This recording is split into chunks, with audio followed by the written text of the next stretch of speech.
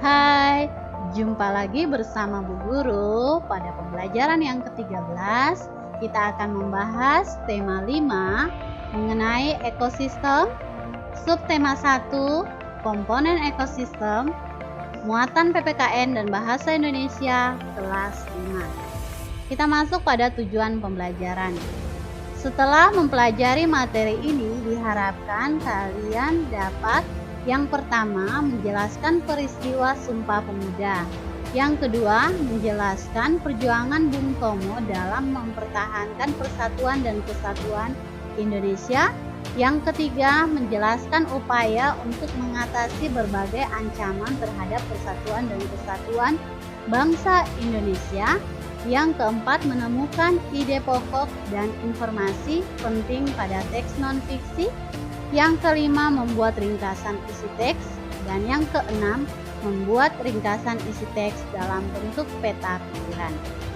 Baik anak-anakku, kita masuk pada muatan PPKN mengenai peristiwa Sumpah Pemuda. Masih ingatkah kalian dengan peristiwa Sumpah Pemuda? Kita masuk pada poin A, menjelaskan peristiwa Sumpah Pemuda. Peristiwa Sumpah Pemuda. Salah satu peristiwa penting yang memperkuat persatuan dan kesatuan bangsa adalah peristiwa Sumpah Pemuda. Sumpah Pemuda menumbuhkan semangat sebagai tonggak utama dalam sejarah pergerakan kemerdekaan Indonesia. Sumpah Pemuda merupakan hasil keputusan Kongres Pemuda II yang diselenggarakan pada tanggal 27 sampai 28 Oktober 1928 di Jakarta. Kita masuk pada latar belakang terjadinya Sumpah Pemuda. Yang pertama, penderitaan penduduk akibat penjajahan. Yang kedua, munculnya organisasi modern pertama, yaitu Budi Utomo dan organisasi-organisasi kedaerahan yang dibentuk oleh pemuda. Yang ketiga, kesadaran pemuda akan pentingnya persatuan. Setelah itu kita masuk pada proses terjadinya Sumpah Pemuda. Yang pertama, pada tanggal 30 April sampai 2 Mei 1926 diselenggarakan Kongres Pemuda I di Jakarta. Kongres ini dihadiri oleh wakil-wakil organisasi pemuda dan bertujuan menanamkan semangat kerjasama antar organisasi pemuda.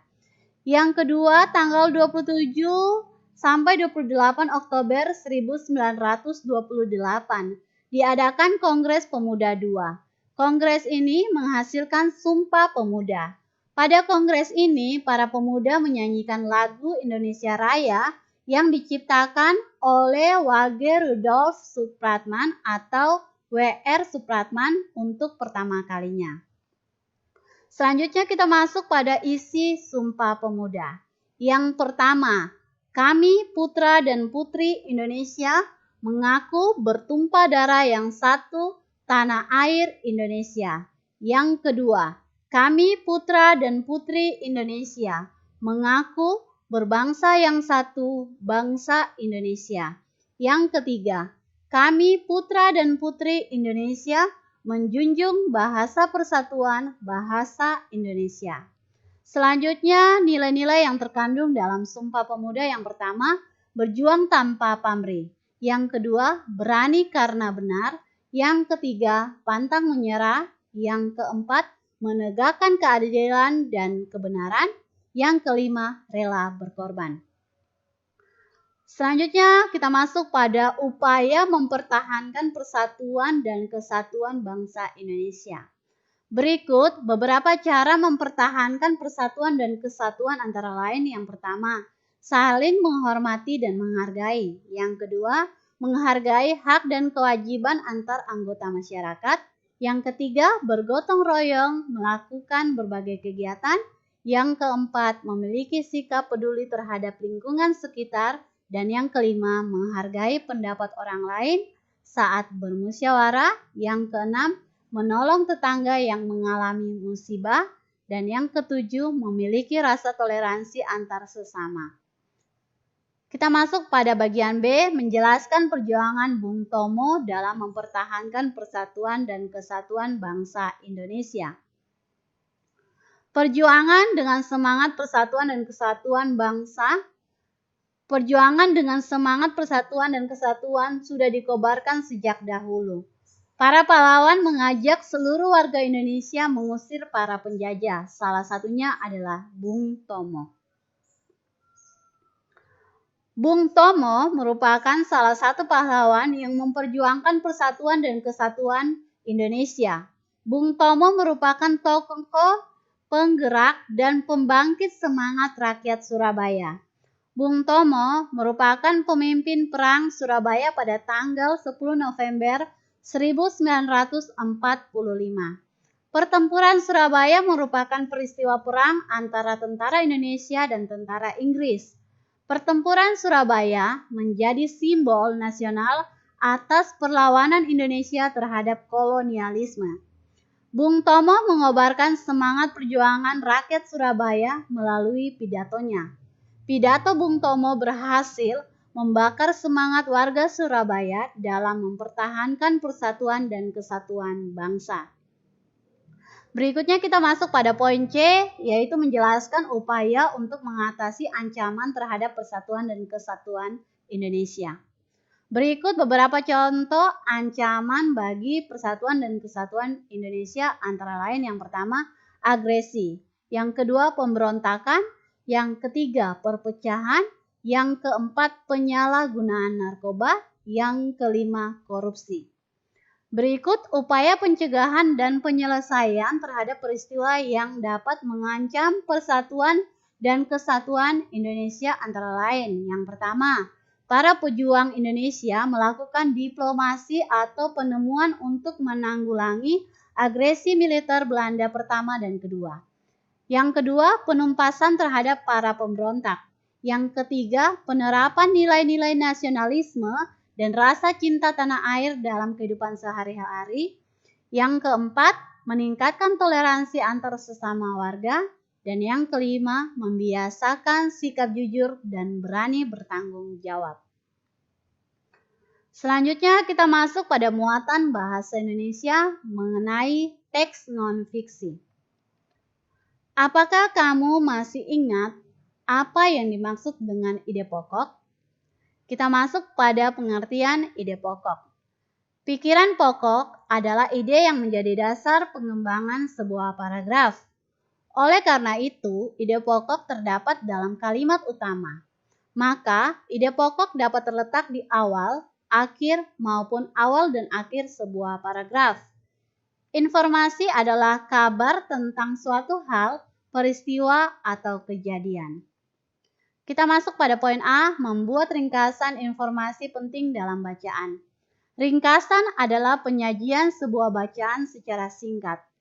Ringkasan paragraf hanya mengandung intisari paragraf.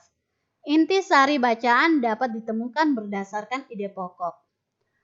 Untuk membuat ringkasan informasi dapat dilakukan melalui beberapa langkah berikut ini. Yang pertama, memahami dengan baik isi bacaan yang akan diringkas.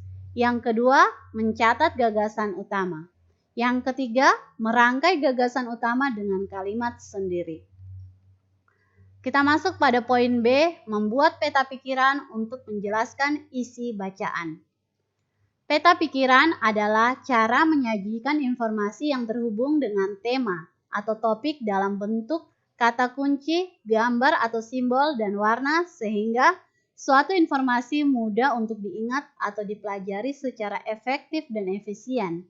Untuk membuat peta pikiran, dapat memperhatikan langkah-langkah sebagai berikut. Yang pertama, menuliskan pikiran pokok di tengah-tengah kertas. Yang kedua, tambahkan cabang-cabang sejumlah pokok pikiran pendukung.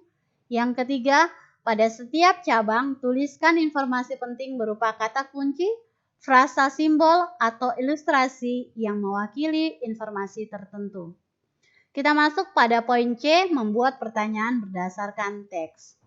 Dalam membuat pertanyaan dari suatu bacaan, kata umum yang sering digunakan ialah apa, yang menanyakan benda, siapa yang menanyakan orang, mengapa yang menanyakan sebab, kapan yang menanyakan waktu, di mana yang menanyakan tempat, dan yang terakhir bagaimana yang menanyakan hal, cara, dan sebagainya. Tuliskan pertanyaanmu menggunakan kata tanya yang tepat dan ejaan bahasa Indonesia yang benar. Kamu dapat membuat pertanyaan yang jawabannya ingin kamu ketahui. Yang berikutnya pada poin D, membuat tulisan non-fiksi. Tulisan non-fiksi adalah tulisan yang berdasarkan fakta atau kenyataan. Sumber isi tulisan non-fiksi adalah pengamatan, pengamalan, serta penelitian yang diproses sedemikian rupa. Berikut langkah-langkah menyusun tulisan non-fiksi adalah: yang pertama, menentukan tema; yang kedua, merumuskan tujuan; yang ketiga, mengumpulkan dan menganalisis data; yang keempat, menyusun kerangka tulisan; yang kelima, menyusun paragraf. Demikian pembahasan Bu Guru mengenai pembelajaran kita pada hari ini tentang peristiwa Sumpah Pemuda dan teks non-fiksi. Berikut ini ada tugas yang harus kalian selesaikan. Yang pertama, penugasan PPKN.